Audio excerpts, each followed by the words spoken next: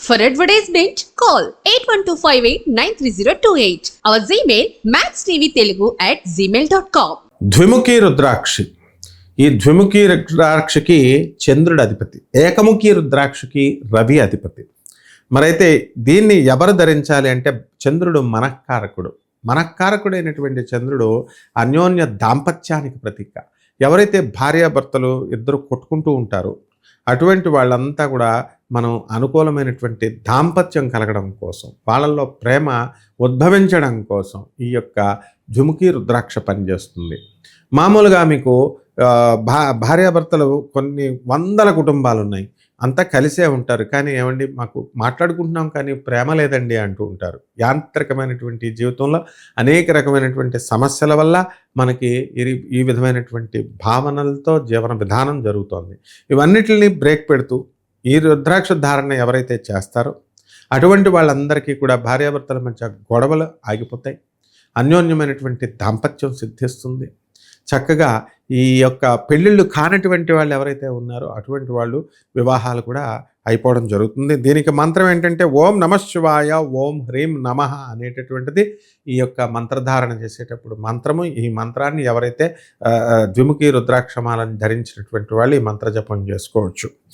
మరి ఈ యొక్క రుద్రాక్ష గాయత్రి మంత్రం ఉంటుంది మనకు. ఓం శివప్రియాయ విద్మహే నేత్రత్రయాయ ధీమహి తన్నో రుద్రాక్ష ప్రచోదయాత్ అనేటటువంటిది రుద్రాక్ష గాయత్రి మంత్రం. దీన్ని జపించడం ద్వారా మీకు సకల కష్టాలు కూడా మీకు తొలగిపోవడం అనేటటువంటిది జరుగుతుంది. ఎవరైతే మరి ఈ యొక్క వ్యాపారాలు, ఫ్లూయిడ్ బిజినెస్లు, నీళ్ళ వ్యాపారాలు, సారా వ్యాపారాలు, పబ్బులు ఇలాంటివన్నీ ఎవరైతే నడపాలనుకుంటున్నారో అటువంటి వాళ్ళందరూ కూడా నడుపుతున్నటువంటి వాళ్ళకి ఇంకా మీకు అనుకూలమైనటువంటి రిజల్ట్స్ రావడం లేదో అటువంటి వ్యాపార అభివృద్ధి కోసం మనం ఈ ద్విముఖి రుద్రాక్షను కనుక ధరించినట్లయితే మీకు బ్రహ్మాండంగా ఉంటుంది. ప్రతి ఒక్కళ్ళు కూడా ఈ రుద్రాక్షని మనం వెండిలో పెట్టుకోవచ్చు, బంగారంలో పెట్టుకోవచ్చు. అది ధారణ చేసుకున్న తర్వాత మనకి ఏమైనా ప్రత్యేక నియమాలు ఉంటాయా అండి అని అడుగుతారు.